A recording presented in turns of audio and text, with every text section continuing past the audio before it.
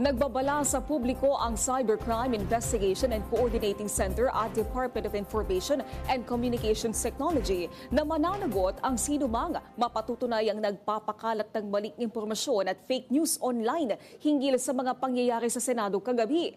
Ayon kay DICT Secretary Henry Aguda, seryosong babantayan ang mga post na layong manipulahin ang opinyon sa social media platforms na lalong makapagdudulot ng kalituhan at pangamba sa publiko.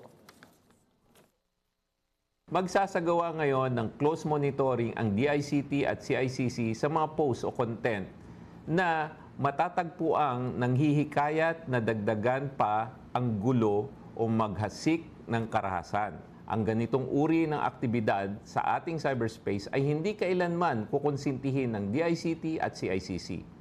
Dahil prioridad natin ang kaligtasan at kapakanan ng ating mga kababayan, lalong-lalo na ang ating mga senador at mga empleyado na nasa loob ng Senate building.